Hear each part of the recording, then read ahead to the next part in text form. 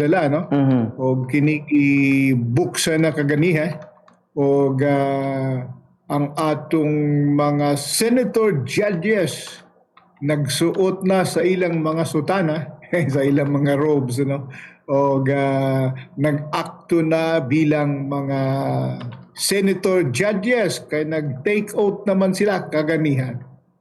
O atong nabatian nga gihatagan og napu kaadlaw ang depensa para muhatag sa iyang counter posisyon sa mga akusasyon nga naa sulod sa articles of impeachment. So ang mga naa sa article of impeachment kadtong ginaingon og graft and corruption, kadtong bribery, kadtong betrayal of public trust o culpable violation of the Constitution. So mao kanang mga kasuhang dapat tubagon sa Vice Presidente, no, sa umaabot nga napu kaadlaw ug napu kaadlaw nga gihisgutan calendar days kana. So kung karon ay Mayo 18, ang due date ay Mayo 28 kay mao man kana ang ikanapu ka calendar days ang depensa ang prosecution usab gihatagan og 5 kaadlaw nga mag-reply sa counter affidavit sa depensa. In simpler na mga information, attorney, ano yung magiging laman posible niyan, attorney, yung mga reply na yan? Siyempre katong kaso sa tawag niya to, katong kaso nga gihisgutan dito sa Justice Committee o giaprobahan usab dito sa plenaryo sa House kanya last week. So balikan na kana usab. So mao kadto ang tubagon, no, ang halimbawa kadtong ginaingon nga una nga misuse of confidential and intelligence funds. So ito akusasyon sa paggamit sa confidential funds sa Office of the Vice President o kadtong sekretaryo pa si VP Sara sa Department of Education. So mao kana ang pagatubagon kay nagaingon man ang House Prosecutor nga adunay fictitious names, adunay unsupported disbursement, adunay mga irregular acknowledgement receipts, at mga posibilidad nga adunay falsification. So, mga 600 billion ata kadtong mukabat higit, no, nga mga kantidad nga pondo. Ug ang ikaduha nga kinahanglan tubagon kanang ginaingon nga unexplained wealth. So yung impeachment article nagaingon nga si Duterte Guno ay nagolekta og daghang bahandi, no, nga dili proportional sa iyang kita bilang opisyal sa gobyerno. So mas dako ang iyang naas sa bangko nga nahisulat kaysa iyang mga gidawat nga income o sweldo gikan sa gobyerno o kabahagi sa kontrobersiya kadtong pag-scrutinize, ano, sa Statement of Assets and Liabilities sa Vice Presidente nga wa may sulat dito ang mga salapi, no, nga iya daw nga gihuptan. So kayong tax records ginapuan, no, tan-aw usab og katong mga properties nga na-link sa Vice Presidente. May katulo katong threats against President Marcos and others. So kadtong nga mga publikong pampublikong paghagit sa presidente. So controversial nga mga public statement nga giinterpreta nga threat sa Pangulo sa iyang asawa si First Lady Lisa Araneta o kang former Speaker Martin Romualdez. So ang mga prosecutor usab nag-iskot sa betrayal of public trust, abuse of authority, o conduct unbecoming of a constitutional officials. So, katong pang-upat, pang-upat pa pala, betrayal of public trust. No? Very broad umbrella ka na sa article sa accountability. Kauban na diya usab ang misuse of funds, refusal to adequately explain expenditure o kadtong mga aligasyon sa intimidation, threats against constitutional officers. So, ubay-ubay ba ang dapat tubagon, no? So, ang iyabang conduct make her unfit to be holding or continue holding a high public office in government. So, mao na ang mga pangutana sa betrayal of public trust. So, siguro na batian naman nato pud kadtong mga gisgutan. Doon ay mga figures dito ng gisgutan. Halimbawa, 612.5 million confidential funds daw nga nagastos. Yung 125 million na confidential funds sa OBP niadtong 2022 nga gigastos lamang daw sa 11 dias. Yung 375 million confidential funds of the OBP in 2023. Uban pa nga mga confidential funds. Ubay-ubay ba kadto? So ubay-ubay dapat po ang hisgutan sa depensa sa Vice Presidente. So okay na. So mga ghost recipient, gisgutan usab dito sa articles of impeachment, katong gihatag kay Mary Grace Piatos, katong gihatag kay Chippy, katong gihatag kay Xiaomi 8. So, ang paggasto sa 16 million sa safe house expenses. So, 16 billion allegedly spent for rental and maintenance during the 11-day period in the late 2022. So, palagay ko, actually, handa naman daw po ang depensa. Kaya ubay-ubay ang mga hisgutan niini. Pero, attorney, mohangyo lang miha, kanang masabtan, aron mas masabtan sa mga tao ba kay, kanagaling mga terms nga quasi-judicial, quasi-political ang impeachment, attorney. Pwede ba nato matagaan og pagpasabot ato mga katawhan unsay mga pasabot ani, attorney? Pag ingon kag quasi-judicial, murag korte, no? Quasi So ang bagahimuon murag ginahimo sa korte. So pero dili kayo istrikto kini kay sa korte, kay ang sa korte adunay rules of court nga ginahisgutan. So halimbawa ang sa rules of court kinahanglan gayud nga original ang mga dokumento nga imong dadon. Kung walay original, certified true copy, no? O certified true copy. Kung walay certified true copy, basig dili dawaton sa korte ang imong ebidensya. So, mao na sa quasi-judicial, strict, mao na sa judicial. Ang quasi-judicial, dili kayo stricto. Aduna say rules, no? Pero dili kayo stricto kumpara sa mga korte nga ginahimo. So, murag hukuman o murag huwis. Pero mga huwis man po ang tawag kanila, pero dili kayo stricto ang ilang mga rules. Kay aduna boy function sila nga parang administrative. So ang quasi-judicial adunay function nga murag administrative usab o dili purely judiciary ang function.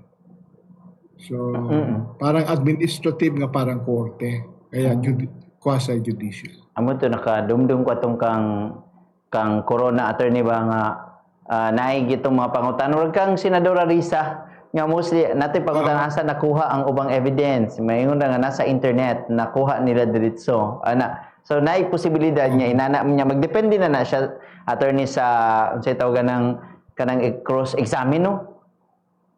Siyempre, asa man nimo gikuha ang internet karon aduna na po'y tawag rules on yung para sa mga internet nga pwede dawaton nga ebidensya. Mhm. Siyempre, i-certify nimo kung asa nimo nakuha, kano saan nimo makuha, Oo. o kung imo mapresenta ang link, mas maayo.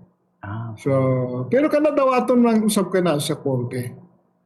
Dawaton ka na sa impeachment court kay dili man kaayo istrikto ang pag tuki-tuki sa mga ebidensya nga dapat ihatag.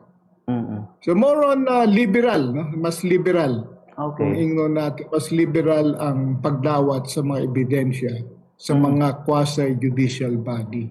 Ang mga quasi-judicial body, sama diyan sa NLRC sa Butuan, sa mga labor arbiter, dili kayo istrikto. Maski di abogado pwedeng moatubang, basta adunay authority o adunay certification nga siya paralegal sa usa ka federasyon, kung girepresenta niya ay mga miyembro sa usa ka union. So dili sama sa korte kung di ka abogado, di ka makadepensa, di ka makahisgot, di ka sulti, no, sa korte. Pero diri sa quasi-judicial bodies mahimo maski di ka abogado. And di ba noon na may jurisprudence attorney regarding katong Francisco versus House of Representative ano to ang impeachment constitutional process that is political in nature. Attorney tao no? No, tama ka kaubang Kevin, kay dili man purely legal ang issue tuki-tukion. So diri sa impeachment court adunay botohan, no? Adunay botohan ang mga senador o naga-reflect po diha ang ilang mga political inclination. Siyempre maga-epekto kini diha sa ilang mga desisyon, no? So, dili purely impartial. Pero dapat mag-appear nga impartial, siyempre. No? Pero may political underpinning. Lalong-lalo na sa numero sa mga bumoto. Tud, If you attorney. have the numbers. Yeah. Yes, sir. Yeah. Attorney, sa karon di ba, kaganina giklaro naman sa mga senador nga ang ilang real numbers sa majority versus minority. Majority 13, minority 11. Unsay lang taon ni mo, attorney? Very fluid pa ka na kaubang. Kevin, kay siyempre sa Senado ay kung makakumbinsi og duha sina Senador Soto, mamahimong mabaliktad ang liderato sa Senado. So, very fluid pa ka na og atong tanawon ang mga mahitabo sa sunod ng mga adlaw. So, wait muna and see kung ano ang mangyayari. Kasi di man ta senador. So, meaning, attorney, even though nag-convene na ang impeachment court, there is a possibility of changes of the on the leadership? Adunay doon na pa higayon. Kasi kaganihan, nakita mo naman, kadtong neutral ni adtong last week, at least nag-identify na sila ngadto sa minoria, no? Sa minority. So siyam tong sa kabila, no, ang minority kaniadto, at dalawa yung sabi nila independent sila, si Suberi o si Hersito. Kaganiya ilan ang giingon nga mag-identify sila ngadto sa minoria. So aduna kita karoy pila? 11. 11 na. Versus 12 kasi wa na magpakita si Bato, ni tago na usab kay baka hulihon siya. Klaro naman good ang desisyon sa executive department nga ang warrant nga gi-issue sa ICC dili na mo kailangang moagi pa sa atong lokal nga mga hukmanan, maaari na kitning i-implementa, no?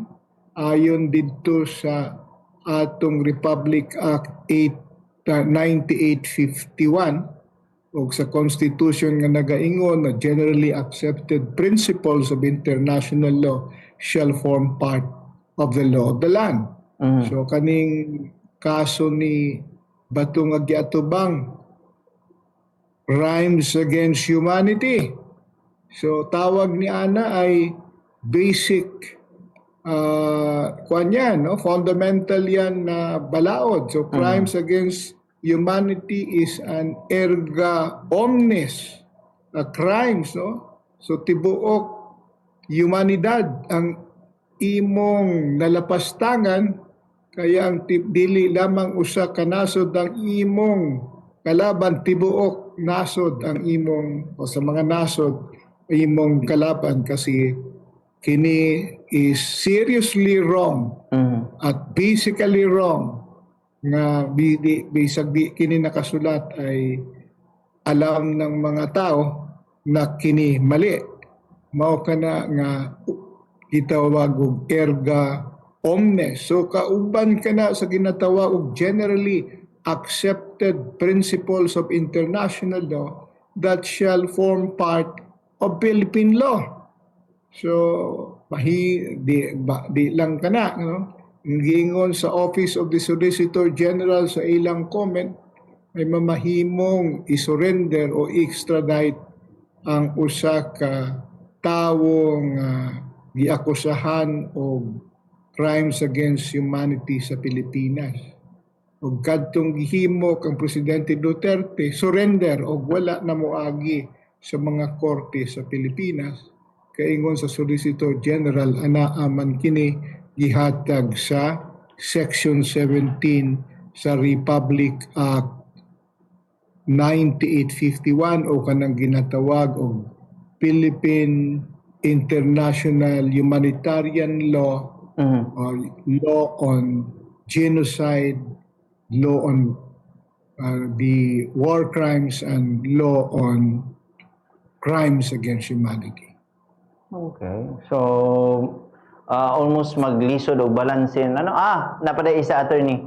Kanang inana, allowed ba or kinahanglan ba nila sa paaprubahan sa rules na what if ganahan ang kining usa sa mga senador nga or ubang senador sa electronic nang kuan mag-zoom ra sila, allowed ba kana sa Senate monitoring ni mo, attorney?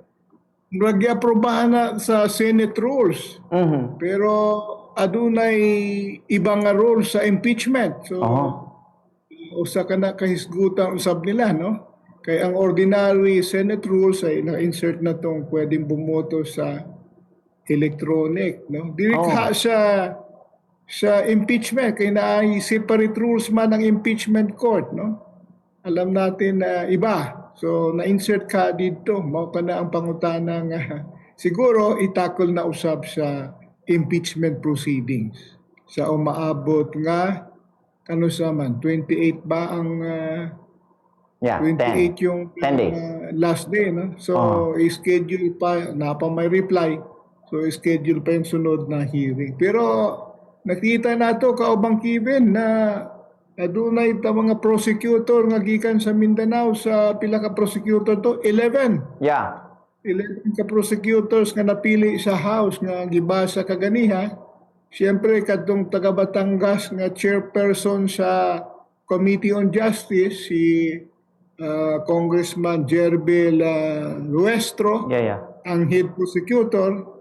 O ganaw usab si Senador, dating Senador Laila de Lima, nga usa ka banggiitan usab nga abogado sa practice ug naging DOJ Secretary. Naapod si Dean Chel Jokno, ang Dean dati sa De La Salle University. O gaduna si Joel Cua, taga Manila kini nga representante. Si Isabel Zamora, representante kini sa San Juan, diri sa Metro Manila. Si Kit Flores, si Terry Ridon sa usa ka party list, si Lordan Suwan, no? Taga Cagayan de Oro ata kini, no? Si Lordan Suwan, no? Sa Cagayan de Oro. Si kinsa pa si Lawrence Defensor sa Iloilo kini siya. kinsa pa si Marcelino Libanan, si Libanan sa Bicol kini no, si Libanan og si Rhodes Gutierrez. So wala ko makita si Bag-aw nga nakauban diri o baka mga assistant no na prosecutor. May pangita ko sa dito sa listahan, wala ko makita si Bag-aw. O aduna sila ginaingon usab nga unsa kini mga private prosecutor nga mooban ano, mga banggiitang abogado nga mosuporta sa prosecution panel. Pero alam naman natin na malakas din yung mga abogado ni Vice President Sara Duterte, mga Fortune Law Office, nausab si Attorney Torion, ato ng amigo sa taga Davao. Doon kay mga kaso nga atong nakalaban si Attorney Torion. No? So kadong aduna ako'y kaso di atubang dito sa Davao City Regional Trial Court. Ano? Adunay mga FFW member nga gikasuhan o si Attorney Torion ang private prosecutor kaniadto. So banggitan ka na nga mga abogado, so tanaw na to o atong makita ang mga posisyon sa bawat partido sa umaabot nga mga adlaw. Palagay ko kasamang Kevin, daghan mo enroll na usab sa College of Law kay mainteresado sila sa mga proceeding diha sa impeachment court nga murag telenovela. So kuan ni kabuk attorney ato ikuan nay kining updated na ito ni kaning kang si Congressman Bag-aw, Congressman Flores of Bukidnon. Kining sa Bukidnon. Si Flores sa Bukidnon ano sige so si Suwan sa Cagayan de Oro. Aha. Naitulo ka bukikan sa Mindanao ani nya kung una-unaon kining Iloilo almost makasabot magyapon nig Bisaya kung naipag Bisaya dito magabot sa Senate no attorney di ba? Aduna ngay desisyon si Justice Singh nga akong nabasa. Nakatagalog no tibuok desisyon niya so murag mas okay ka na nga mas sa lokal nga lingwahe o Pilipino nga lingwahe kay madaling masabtan no ang Pilipino ang Tagalog maski ang Tagalog ay Luzon, Visayas, Mindanao masabtan ka na. Usahay ang English ay murag Greek na sa daghang mga tao o Latin. Ang Latin ang ilang paminawa sila makasabot kaya kinahanglan nag-interpretasyon ang English. Oo, kay di ba ang inistoryahan medyo lahi man pag magbisaya kay murag pinabundak man. Lahi ratong sa Tagalog kay medyo pinakalma man. Basin ngayon sila masuko naman sila oy. Naman sila istorya. Tanaw na natin no. No, there is sa Manila doon ay mga metropolitan trial courts nga Tagalog ang ginagamit. Pagkatanaw na ako aduna usay mga korte MTC sa probinsya nga ginaalaw ang mga litigants nga maghatag og mga tanong yung mga pangutana no? O mga tubag sa binisaya o gina-translate sa English. Usahay dugay ang translation kay usa ka lengguwahe ngadto sa usa. So marag time consuming. No? Kung straight siguro nga Bisaya lang o kung mga litigan mga Bisaya so siguro mas mabilis o mas madali na. To the attorney, what if lang na ay posible lang na mga procedural irregularity nga makita diha sa impeachment court even sa pag-convene. Pwede ba ang sama ninyo sa Federation of Free Workers mo question niya ng impeachment proceeding, attorney? Kamo kanang outside ba nga mga grupo or kaning mga civil organization, attorney? Civil society. There is a impeachment court ay palagay ko mahirapan mag-intervene no. Kay ang ginahatagan lamang o kigayon nga makasulti o makabatbat kadtong prosecutor sa prosecution o mga authorized nga abogado nga nagrepresenta sa prosecution mauusab ang depensa kadto lamang nag-enter sa ilang appearance bilang depensa sa mahatagan og higayon, no? Ug usay-usab usa lamang kasi dili naman tanan ang magsulti o adunay mga assignment ang bawat ang depensa o ang prosecutor. So halimbawa issue sa graft and corruption, kini nga prosecutor, no? So depensa usab na. So limitado kasi, so palagay ko mahirap mag-intervene ang mga civil society group maliban na lamang kung sila ay mga witnesses o maliban na lamang ay abogadong gi-accredit, no? Gi-accredit sa prosecution o sa depensa. So kung witnesses o mga lawyers nga na-accredit sa prosecution, mahimo nga musulti o mahimong mahatagan og panahon nga mag-cross-examine o maghatag og direct examination sa mga witnesses. Pero how about attorney sa kamugid pod sa Federation of Free Workers? Any statement or stand ninyo aning impeachment sa pagkakaroon, attorney? Para kanamo ay dapat ituloy ang impeachment kay adunay charges, no? Adunay charges, adunay mga ebidensya nga gipresenta dito sa hawanan sa House ug dili ka na dapat mabinbin, ano, o mabitin kay very man yan, very unfair po usab ka na sa depensa o sa mga giakusahan nga di mapaminawan ang ilang panig, ano? Kaya ang accountability nga kakulangan nga gisampa laban kay Vice President Duterte ay dapat matagan pug siya panahon nga idepensa ang iyang kaugalingon. So both ways, the prosecution will be given due process o paminawon, ang depensa tagaan due process para mapaminawan. So palagay ko ay dapat mangyari yan. Kasi kung inosente si Vice President Duterte, ag walang impeachment proceeding, walang trial sa Senado, kawawa naman siya, no? Siya lang ang gibato, siya ay shield. So dapat aduna siya mapakita nga di kadto mga charges kulang o dili makakonvict. So ang prosecutor ay maghatag og ebidensya nga guilty, no? So dapat ang bawat party adunay panahon nga maipakita ang ilang mga posisyon.